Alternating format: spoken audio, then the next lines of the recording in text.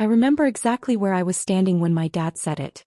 It was during my niece's graduation party, out in the backyard with everyone around, plastic chairs that cut into your legs, tables full of food, balloons floating in the breeze.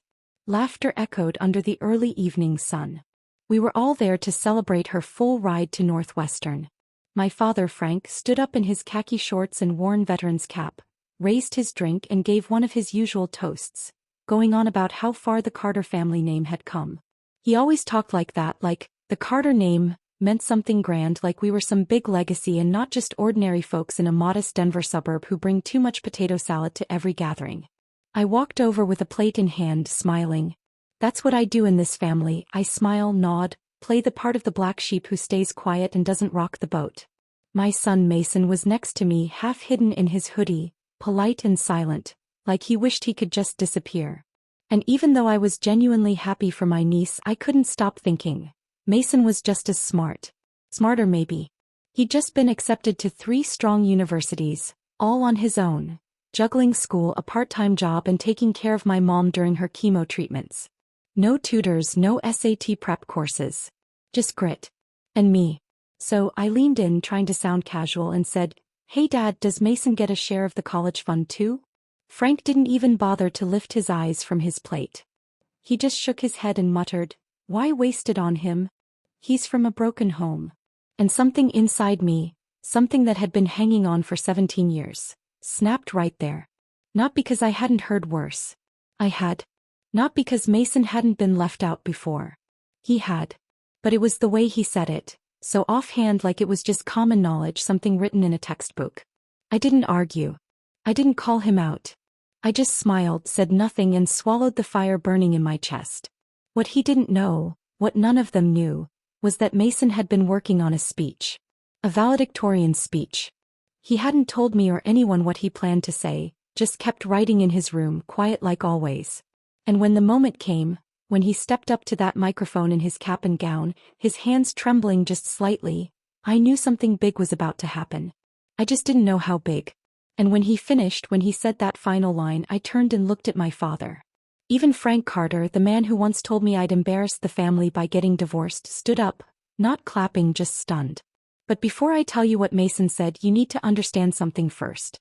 You need to understand what it's like to raise a child in a family where love comes with strings attached. Where appearances matter more than honesty, and being a Carter only means something if you fit their mold. My name's Rachel.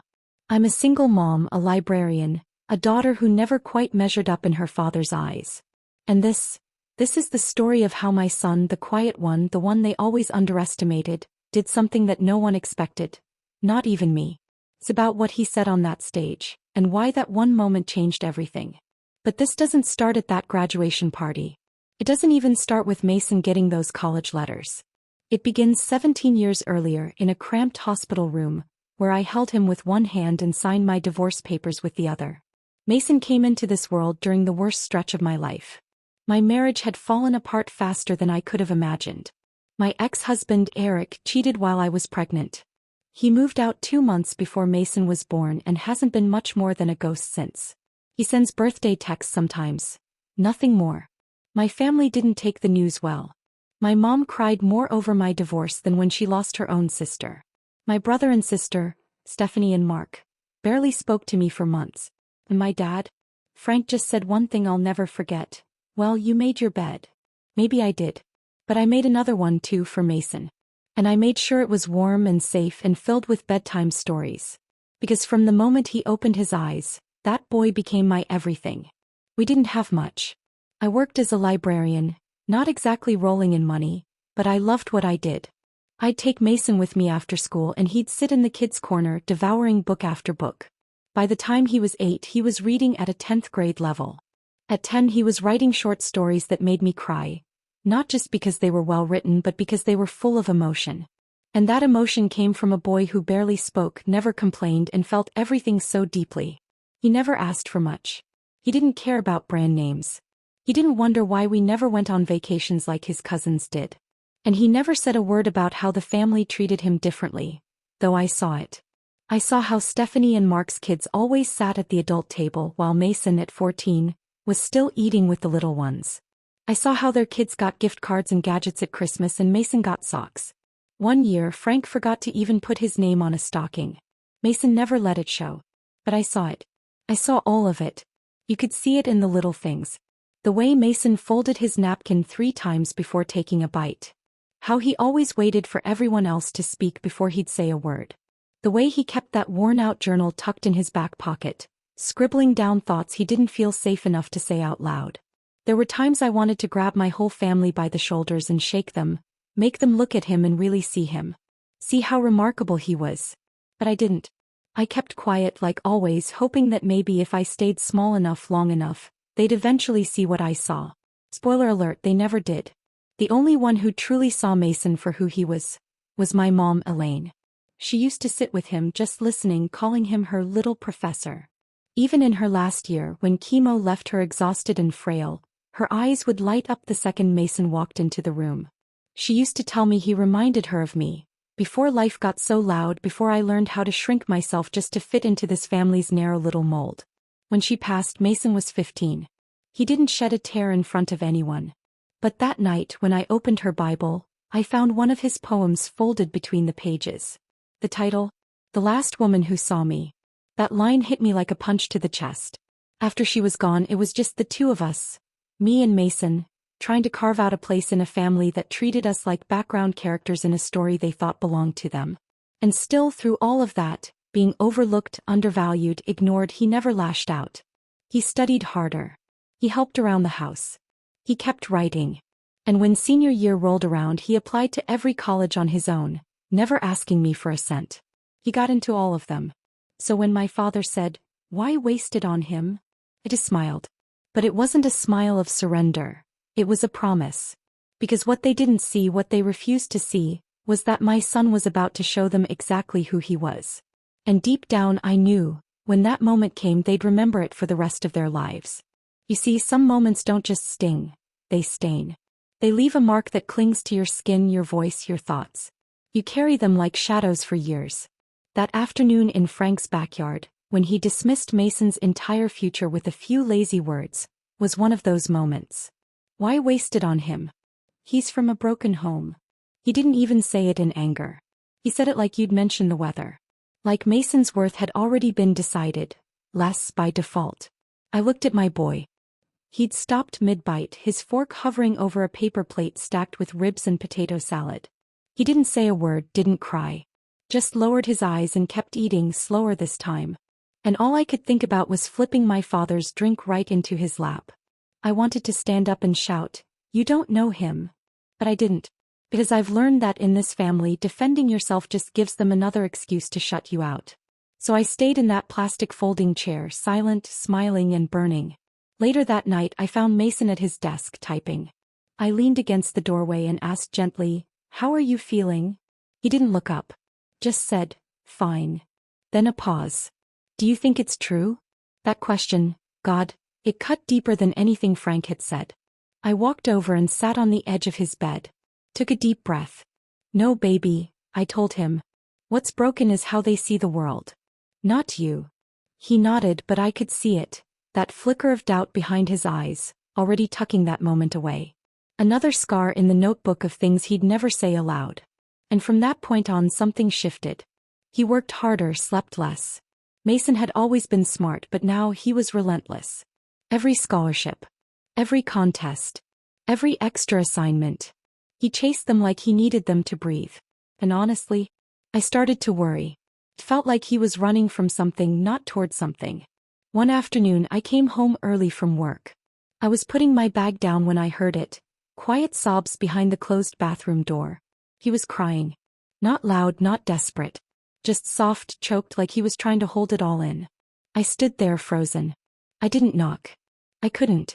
I sat just outside that bathroom door for 20 long minutes, my palm flat against the cold floor, my heart lodged in my throat. All I could think was, how many times has he felt alone, because I didn't want to stir things up?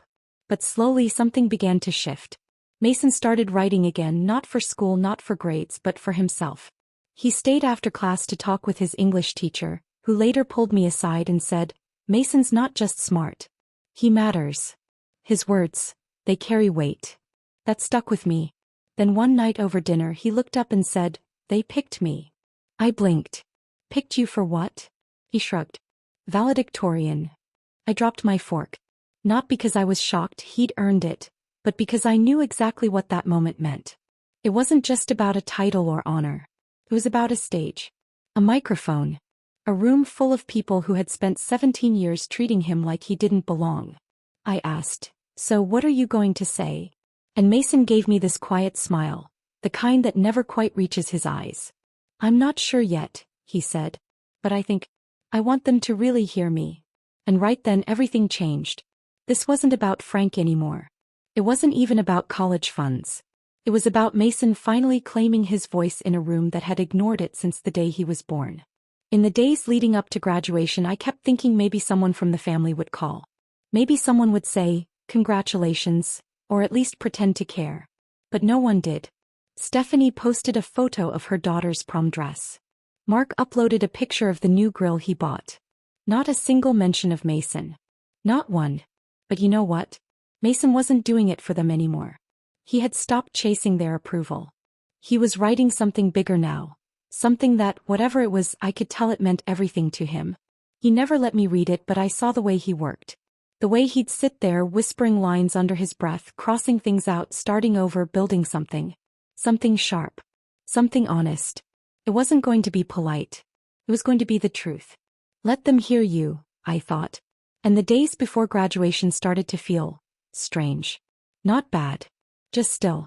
Like the air right before a thunderstorm.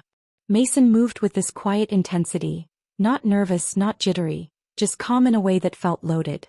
Like something inside him was waiting to be released. I'd ask how the speech was coming along and he'd give me that little half smile. The one that says, "I'm not going to lie, but I'm not ready to say the truth either." "It's coming," he said once. "I just want it to matter." That word, matter, stayed with me. Because I knew what he meant. He didn't want to write some checklist speech. He wasn't trying to impress a principal or boost a college app. He wanted it to mean something, to say something. To all of them. To us. To himself. Because he was tired of being invisible. The night before the ceremony I found him sitting on the front porch, journal in his lap, just looking up at the stars. He looked younger somehow, smaller, like the little boy who used to ask me if trees had feelings. I sat beside him and said, "You don't have to carry all this alone, you know." He didn't look at me. He just said, "If I don't say it now, when will I?" I nodded. "Then say it. Say it all." After that we just sat there quiet. He didn't need a pep talk. He needed space, to be fully himself. And I wasn't going to get in his way. Earlier that week I'd sent out an email to the whole family with the graduation details. Time, place, seating info. Not a single response. Not even a "we'll see." I wasn't surprised, but still, it made me furious. This was one of the biggest days of his life. And to them, it may as well have been just another Thursday. The morning of the ceremony, Mason stepped out of his room wearing his cap and gown. Mason stepped out of his room in his cap and gown, looking sharp, put together, like he'd been meant to stand in front of a crowd. I snapped a picture. He didn't smile. "You ready?" I asked. He adjusted his tie, calm as ever, and said, "I've been ready." The school auditorium was packed when we arrived. Parents waving graduation programs like fans, teachers glowing with pride. I found our seats and scanned the room, just taking it all in. And then I saw them. The family. Frank in a neatly pressed shirt and that same old veteran's cap. Stephanie, arms folded across her chest. Mark, half distracted, scrolling through his phone. All of them sitting together in the third row like they'd earned the right to witness a moment they had nothing to do with building. I didn't speak to them. I didn't even look their way again. I just walked Mason backstage and squeezed his hand. "Whatever you say up there," I whispered, "I'll be proud of you." He nodded. No nerves. Just quiet certainty. Back in my seat I could barely breathe. They started with the honor students, then moved to awards. The principal came up to introduce Mason. Mentioned his GPA, his scholarships, his full ride to Northwestern. And I heard the family behind me. Those soft, surprised noises. Like they hadn't expected him to be the one up there. Like this was some shock. But Mason walked out onto that stage, shoulders back, chin lifted, journal in hand, and I knew. He wasn't going to use the pre-approved speech. I saw it right away. He opened his journal slowly, flipped to a page, then looked up at the sea of faces. He started with the usual, thank yous to the teachers, students, the staff. But then, the air shifted. He paused, looked straight at the audience and said, there are people in this room who didn't expect to see me here today. People who thought I wasn't worth the investment. That because I came from a broken home, I must be broken too. I froze. A ripple moved through the room. But I've learned something, he said. You don't need to come from a perfect family to build a powerful future. My heart slammed against my chest. Mason's voice didn't shake. His eyes never wavered from the people who had tried for years to pretend he wasn't there. Some of yous are born into applause, he said. And some of us have to fight for every single clap. But that doesn't make us less. That makes us strong. I turned to look at Frank. He wasn't clapping. Wasn't smiling. Just sitting there, arms crossed, mouth a tight, bitter line. And you know what? Good. Let him sit with that. Because Mason, he wasn't finished. And suddenly I understood. This wasn't about revenge. This wasn't rebellion. It was something deeper. It was a reckoning. Then came the line that silenced the entire room. You know that feeling when someone steps completely into who they are. When it feels like time slows down, like the air itself thickens, the silence holds its breath. That's what happened when Mason stood there, journal open, gaze steady, and spoke with the quiet, grounded power of someone who had earned every inch of that stage. There are people, he said, who once told my mother I'd never amount to anything. That she failed me just by raising me on her own. His voice softened, but his words landed like thunder. But she didn't fail me. He fought for me. She taught me how to stand tall without needing applause. How to work hard when nobody was watching. How to believe in myself even when the people who were supposed to believe didn't. You could feel the shift in the room. Teachers leaned forward. A few parents gasped. I saw someone in the front row wipe away tears. But the family? Still motionless. Frank stayed frozen. Stephanie gave him a sideways glance. Mark leaned back, trying to look detached, like he wasn't actually listening. But Mason, he didn't waver. He stood tall, unshaken. Mason stood on that stage with the calm of someone who no longer had anything to prove, only something to say. For years, he said, his voice steady, I thought staying quiet meant keeping the peace. I believed that if I kept my head down, worked hard enough, maybe I'd earn my place. Maybe I'd stop feeling like a guest at my own table. My hands were trembling in my lap. Then he said, but I've learned something important. You don't wait for permission to take up space in this world. You claim it. You build it. You own it. I glanced around the auditorium. Parents were nodding. Students leaned in. A few teachers dabbed at the corners of their eyes. And then Mason closed his journal and looked up. This time his gaze wasn't roaming. It was sharp, focused, aimed straight at one person, Frank. And that's when he said it. I was raised in what some people like to call a broken home. But broken homes don't raise broken people. They raise fighters. They raise listeners. They raise leaders. They raise sons who grow up to stand here and make even the quiet ones listen. It landed like a thunderclap. The room didn't move. Not at first. It was as if everyone inhaled at once and forgot how to breathe. Then the applause came, loud, sudden, rising like a wave crashing against the back wall. And this wasn't just a polite standing ovation. No, people were standing because they felt it. Because they knew they'd just witnessed something bigger than a high school graduation speech. And then Frank stood up. Not quickly. Not proudly.